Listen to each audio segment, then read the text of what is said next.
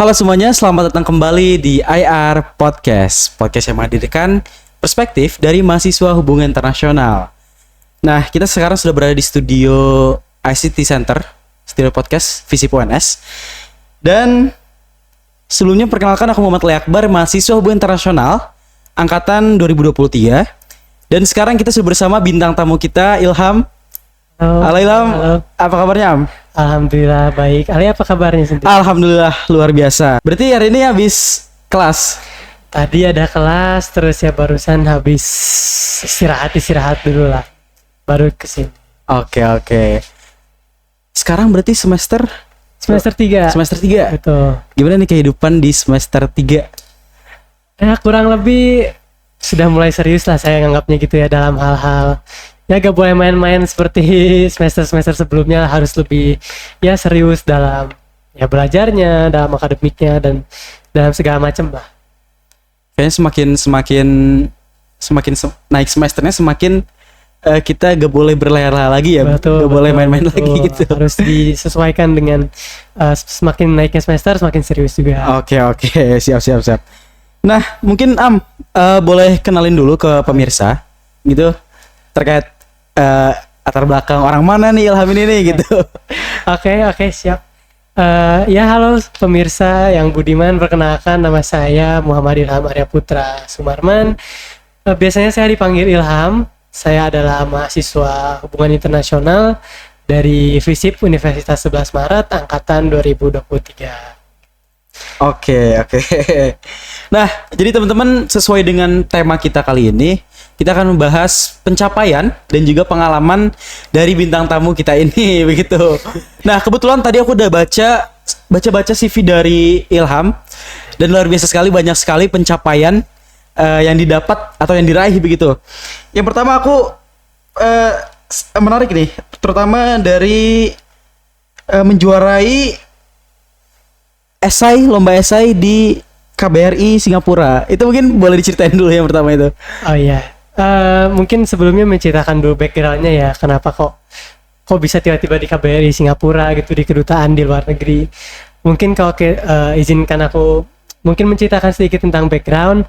Memang aku ini selama 5 tahun kurang lebih, tepatnya pada saat itu aku di kelas 2 SMP, kelas 8, aku pindah ke Singapura karena mengikuti karir ayah saya yang bekerja di Singapura gitu. Nah, jadi setelah kelas 2 SMP di sana, saya menetap terus tuh di Singapura sampai lulus SMP, lulus SMA baru kembali ke Indonesia. Jadi itu latar belakangnya kenapa saya kok jadi bisa mengikuti lomba di KBRI Singapura. Kalau tentang lombanya waktu itu adalah ketika saya SMA kelas 2. Itu adalah peringatan Hari Kartini, utamanya itu sebuah kegiatan, sebuah lomba yang diadakan oleh KBRI Singapura pada waktu itu untuk memperingati Hari Kartini pada tanggal 21 April tahun 2021 berarti kalau itu.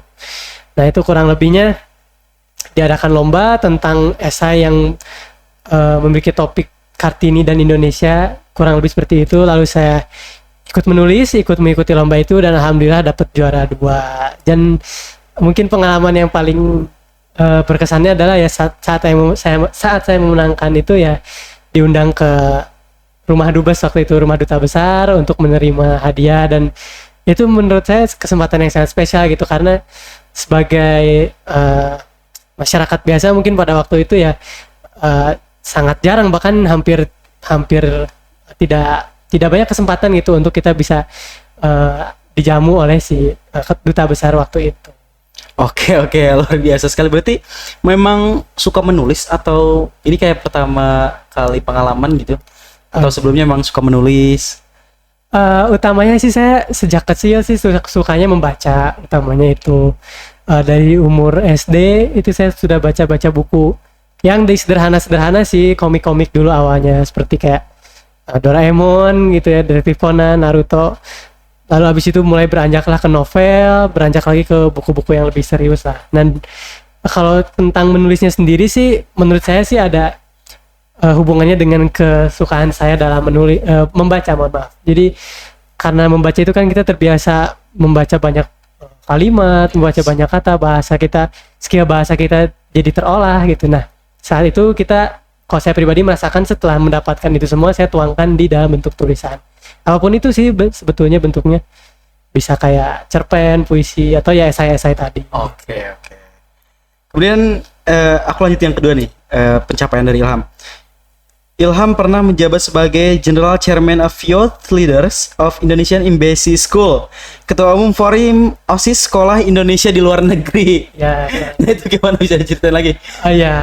Jadi di Sekolah Indonesia Singapura tempat saya bersekolah selama 5 tahun itu, kurang lebih ya itu seperti sekolah pada umumnya ya, dimanapun sekolahnya pasti ada organisasi-organisasinya kan. Nah, kebetulan pada saat itu di Sekolah Indonesia Singapura saya juga menjabat sebagai ketua OSIS kan. Nah, ketua OSIS ini dan wakil ketua OSISnya itu mempunyai satu lagi organisasi ya, forum OSISnya bisa dikatakan di antara Sekolah Indonesia luar negeri yang lainnya gitu. Jadi mungkin sedikit gambaran juga ya. Jadi sebetulnya di dunia ini tuh ada total 13 Sekolah Indonesia Singapura jika saya tidak salah, di 9 negara. Itu fungsinya adalah ya tempat untuk anak-anak Indonesia yang di luar negeri untuk bersekolah gitu. Nah, itu biasanya sih di tempat-tempat yang memang banyak orang Indonesianya. Seperti di Singapura itu kan, kenapa akhirnya ada Sekolah Indonesia Singapura di sana, karena ya memang di sana banyak orang Indonesia. Terus juga misalnya contoh-contoh yang lain ya, misalnya Sekolah Indonesia Tokyo, Sekolah Indonesia Mekah, Sekolah Indonesia Den Haag, Bangkok, dan semacamnya masih banyak lagi gitu.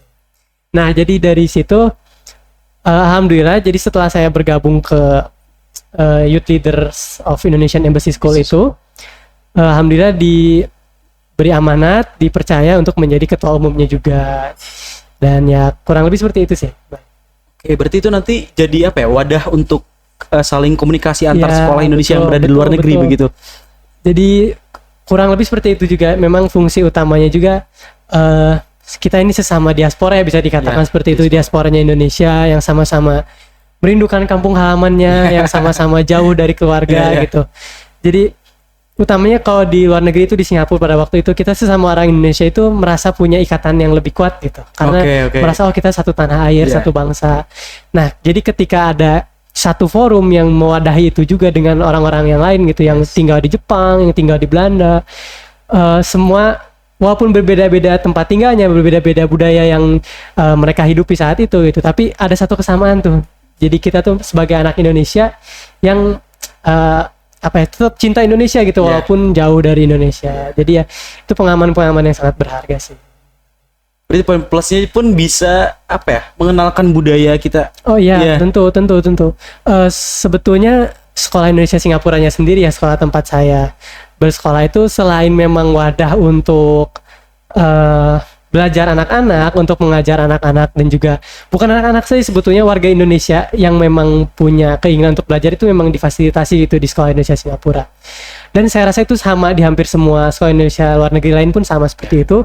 Namun selain itu ada fungsi lain yang tadi sempat disinggung juga, yaitu kita itu seperti seolah menjadi duta budayanya Indonesia gitu. Kita sering ikut aktif dalam, termasuk saya sendiri juga waktu itu sering ikut aktif dalam misalnya pagelaran seni di KBRI Singapura, atau juga mungkin ada, kalau saat ini ada tim-tim tarinya di sekolah saya itu yang sampai tampil di misalnya acara-acara ASEAN, acara-acara internasional, itu mereka ikut tampil di situ, dan di situ menampilkan budaya Indonesia itu seperti apa. Itu kan jadi garda terdepan tuh, gimana wajah Indonesia di dunia, terkhususnya di Singapura kalau yang dari pengalaman saya.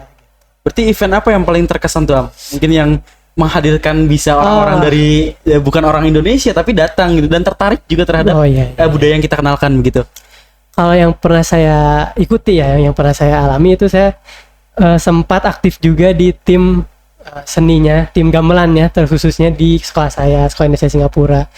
Nah, tim gamelan ini tuh sempat tampil di KBRI Singapura beberapa kali, di mana KBRI Singapura ini ada acara-acara misalnya mengundang duta besar lain, mengundang representasi negara-negara sahabat itu untuk datang ke KBRI Singapura. Dan alhamdulillah saya yang karena tergabung di tim gamelan itu berkesempatan juga untuk ikut memeriahkan lah gitu di situ.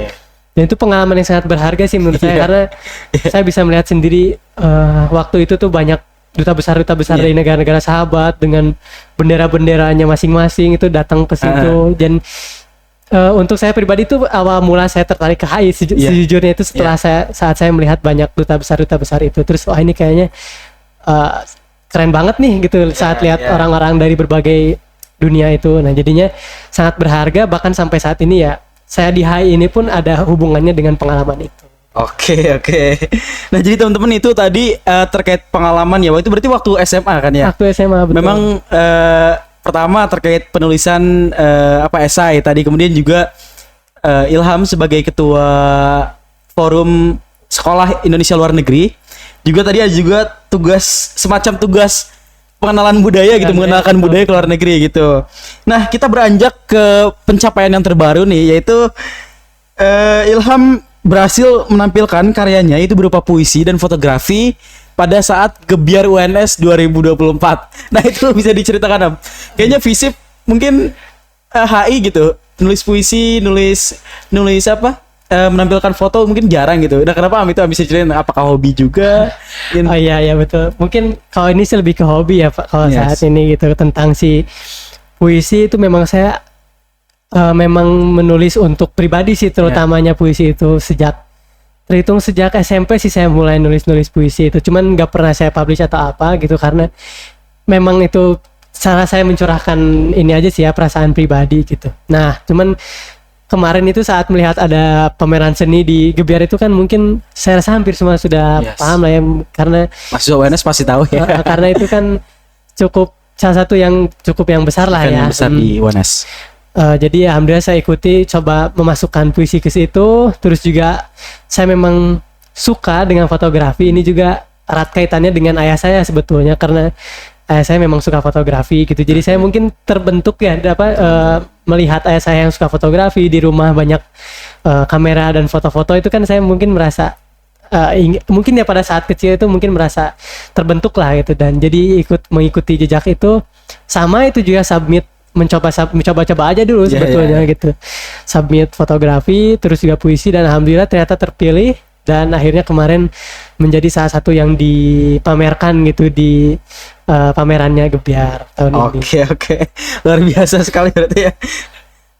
Tadi kan kita udah bahas terkait pencapaian banyak sekali dan masih banyak lagi sebenarnya ya. Mungkin kita nggak bisa ceritain satu-satu di sini, mungkin di lain kesempatan gitu.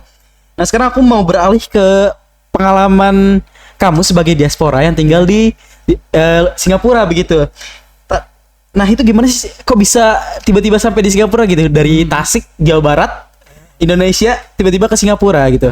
Oh iya, kurang lebih sih ya tadi karena mengikuti orang tua gitu. Cuman ya faktor-faktor lain seperti memang memang rezekinya ayah saya sih, mungkinnya kita katakan seperti itu saja. Jadi ayah saya rezekinya di sana, terus saya jadi harus pindah ke sana sekeluarga. Dan ya selama 5 tahun di sana sih saya sangat bersyukur sih bisa karena saya merasakan exposure yang lebih luas gitu, melihat budaya-budaya lain, budaya-budaya internasional tuh lebih membuka wawasan sih menurut saya, membuka diri saya untuk tidak tertutup lah. Oke. Nah dari pengalamanmu itu tadi ada culture shock gak? Mungkin kamu kan kayaknya masih kecil banget ya waktu itu pindah ke Singapura. Iya, kelas 2 SMP waktu itu bisa diceritakan? Ya, jadi sebetulnya wacananya itu sudah ada sejak 1 tahun sebelumnya lah, kurang lebih, saya tidak hafal spesifiknya. Saat saya kelas 1 SMP mungkin itu tuh ada wacana gitu, kayak tahun depan kita akan pindah ke Singapura ya gitu. Pun sebetulnya itu bukan pertama kali saya pindah gitu. Sebetulnya saya pun sejak kecil pernah di Bandung waktu itu, terus pindah ke Tasikmalaya. Jadi bukan pertama kalinya saya pindah tempat tinggal. Cuman Bandung dan Tasik itu kan sama-sama di Jawa Barat, sama-sama di Indonesia, bahkan 3 jam 4 jam kan nyampe gitu melalui mobil. Cuman saat mendengar ke Singapura itu kan negara lain, terus juga bahasa pun pada waktu itu saya belum terlalu fasih gitu dalam bahasa Inggris ya. Membayangkan jauh dari keluarga, jauh dari teman-teman yang sudah saya kenal bertahun-tahun gitu kan.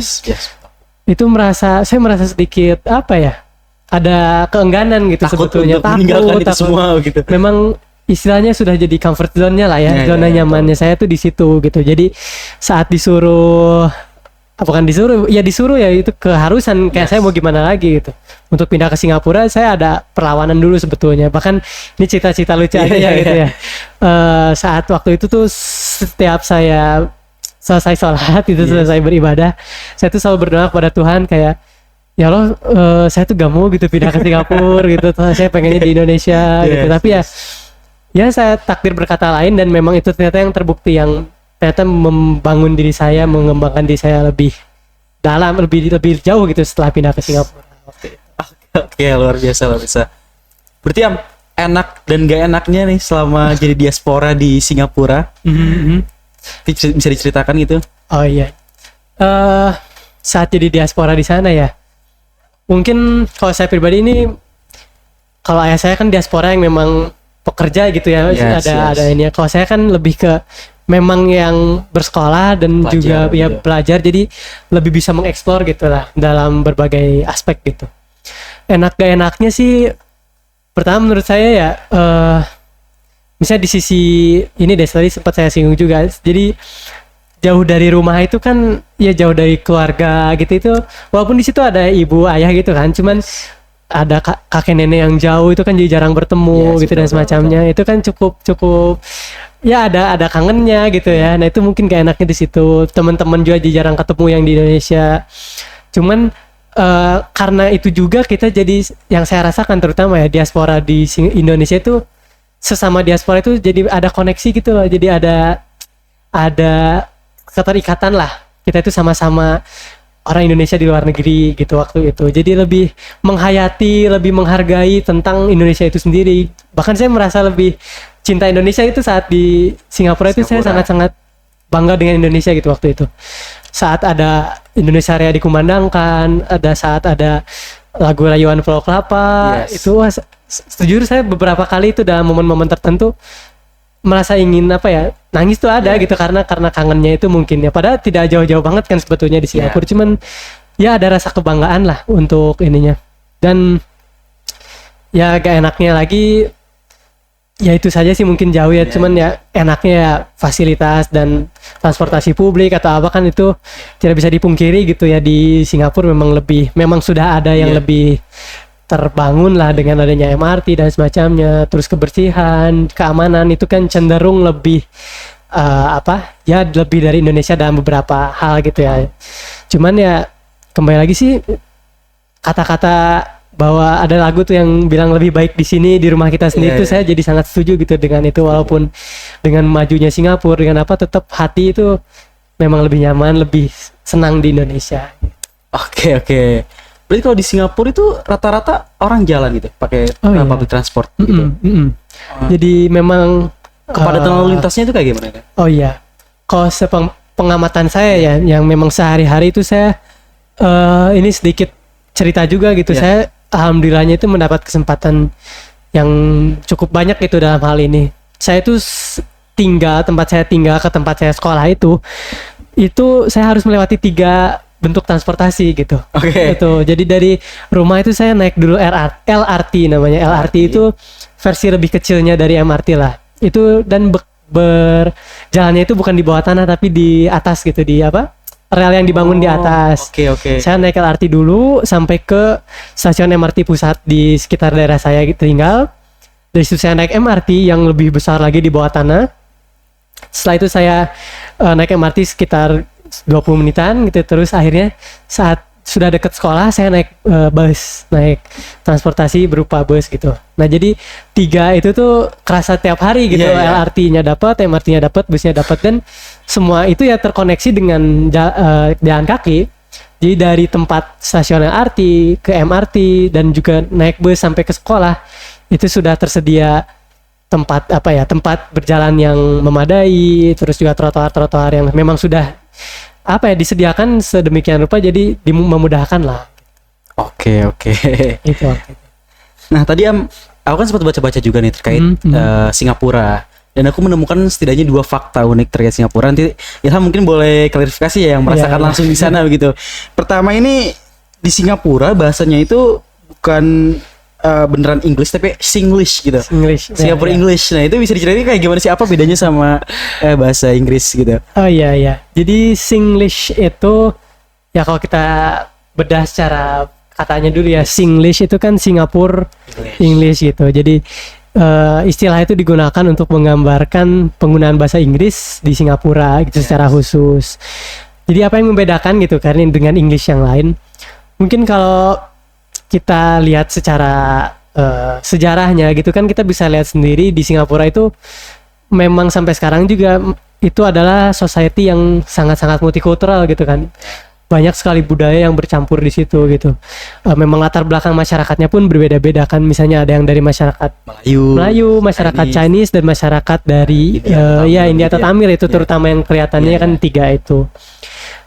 Terutama kalau dengan sekarang makin bertambahnya globalisasi, migrasi gitu kan, semakin banyak budaya yang bercampur di Singapura gitu. Nah, budaya-budaya yang bercampur itu kan punya bahasanya sendiri kan. Misalnya dialek-dialeknya masing-masing, aksennya masing-masing, penggunaan katanya masing-masing. Nah, itu seiring waktu karena digunakan setiap hari ya oleh banyak orang, jadinya meresap gitu ke bahasa Inggrisnya itu sendiri gitu. Jadi ada penambahan-penambahan. Contohnya kayak gimana tuh? Contohnya kayak pernah dengar juga tuh mungkin banyak atau Ilham sendiri malah biasa sering pakai itu. Gitu. Waktu itu ya saya cukup terbiasa lah. Cuman kalau sekarang mungkin sudah sekitar 2 tahunan gitu saya tidak mendengar itu secara intensif ya. Ya ada penggunaan kata-kata lah waktu itu ya, setiap akhir kalimat atau banyak lah itu tuh. Setiap ada fungsinya masing-masing gitu untuk menjelaskan kata-kata. Terus juga ya misalnya ada kata-kata seperti shock gitu artinya bagus gitu. Itu jadi bahasa universal atau yang dipahami semua yang tinggal di Singapura gitu. Terus alama misalnya itu kan mungkin itu lebih familiar ya, alama gitu Melayu kan itu. Tapi walaupun itu dari bahasa Melayu itu jadi diserap walaupun pakai bahasa Inggris tetap ada bahasa itunya gitu. Terus dan itu walaupun yaitu misalnya dari kalangan Chinese atau India atau apapun itu tetap akan paham pada akhirnya gitu. Itulah Singlish itu jadinya unik sih menurut saya. Oke. Nah, yang kedua mungkin sikat aja ya, ini terkait dengan taman di Singapura itu banyak banget gitu. Itu gimana tuh? Beneran nggak? Iya sih, bisa dikatakan seperti itu. Cuman kalau kita menganggap tamannya itu seperti di Indonesia gitu ya, atau mungkin di kota-kota besar di Indonesia kan biasanya ada, ya misalnya di Bandung gitu ya, misalnya ada taman apa sebutannya secara khusus disebutkan simbol, gitu, taman musik, taman atau di dekat sini ada taman lansia gitu kan, taman cerdas, taman lansia. Nah di Singapura itu saya rasa bukan spesifik seperti itu ya, mungkin ada beberapa gitu, cuman secara umumnya memang yang saya pandang secara awamnya ya di waktu itu setiap kompleks warga, tempat tinggal warga itu setidaknya, misalnya saya tidak tahu pastinya, tapi misalnya beberapa meter persegi itu pasti ada ruang terbukanya, ada tamannya. Sepertinya itu memang kewajiban gitu dalam membangun komunitas gitu mungkin di Singapura waktu itu ya. Harus diwajibkan adanya ruang-ruang terbuka, taman-taman yang isinya biasanya sih tempat bermain anak-anak, playground gitu, mulai dari ayunan dan semacamnya. Terus seperti tempat olahraga untuk itu. Terus juga mungkin ada satu fakta uniknya di Singapura itu taman-tamannya itu ada yang mengelilingi Singapura. Itu tuh sudah terkoneksi gitu. Jadi kalau dari rumah saya nih misalnya, saya tuh bisa naik sepeda atau lari bahkan kalau mau ya, mengelilingi Singapura itu bisa karena sudah ada taman-taman yang terhubung gitu. Jadi dari taman ini tuh sudah sebetulnya bukan taman juga, sebetulnya lebih ke ruang terbuka aja ya gitu ya. Tapi disebutnya park gitu, park bahasa Inggrisnya berarti taman kan. Jadi dari taman ini ke taman ini tuh sudah terhubung dan itu memungkinkan gitu kalau kita mau untuk muterin Singapura dalam setengah hari tuh bisa gitu. Itu waktu itu. Luar biasa berarti ya. Iya waktu itu. Nah, sekarang kita bakal ke segmen What Just Happened. What Just Happened teman-teman, kita bakal bahas terkait dengan berita terkini yang hot. Jadi terkait dengan Pilpres Amerika, mungkin boleh dibaca ini Am? Boleh. Izin nih.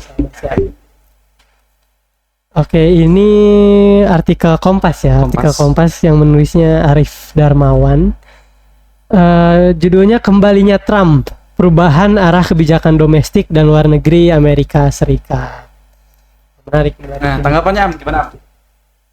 Tanggapan peralihan dari Ya, Dari peralihan Demokrat kepemimpinan gitu ya. ke Republik, balik lagi ke Trump lagi nih.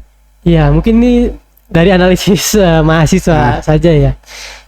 Saya rasa sih di setiap negara ya, bukan hanya di Amerika ataupun di Indonesia gitu, setiap peralihan kepemimpinan pasti akan ada perubahan lah ya. Tidak, walaupun tidak secara signifikan misalnya, tapi pasti ada, karena kan di HI sendiri kan kita belajar tuh bagaimana menganalisis individu gitu. Jadi setiap individu itu pasti punya keunikannya masing-masing gitu dalam memimpin kan. Jadi apalagi saat ini dari Joe Biden ke Donald Trump itu kan secara partainya memang sudah berbeda kan. Trump itu dari Demokrat ya.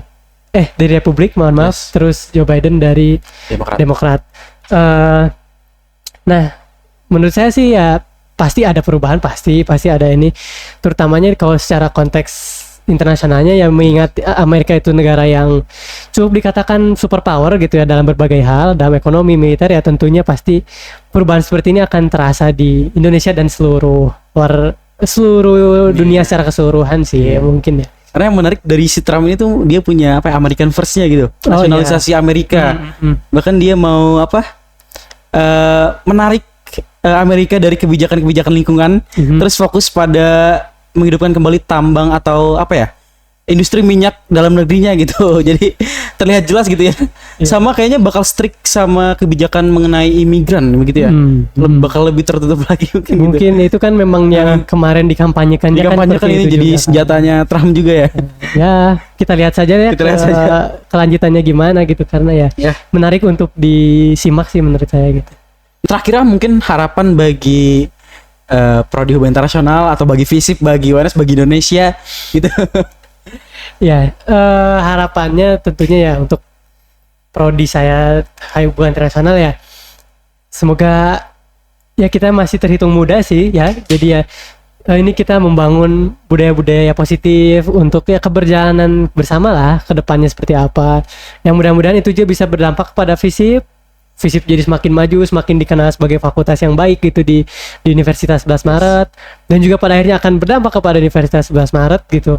Universitas 11 Maret bisa jadi semakin dikenal sebagai universitas yang baik, sebagai universitas yang maju gitu. Dan ya pada akhirnya untuk Indonesia secara keseluruhan kan, utamanya kita sebagai generasi muda ya, ini kan langkah awal kita nih gitu di pendidikan ini tuh itu. Jadi mudah-mudahan semua yang kita lakuin ini bisa berdampak untuk Indonesia di masa depan, terutama dengan wacana Indonesia Emas 2045 ya, semoga itu kita bisa sama-sama terjadi. dukung ya sebagai generasi yang mungkin memperjuangkan itu. Ya, betul. Oke teman-teman, mungkin itu dia podcast kita kali ini bersama dengan bintang tamu kita Ilham Maria Putra Semarang. Terima kasih banyak Ilham atas pengalaman dan juga pencapaian tadi udah diceritakan gitu. Semoga ini bisa memotivasi juga teman-teman FISIP UNS juga begitu, atau juga mahasiswa HI.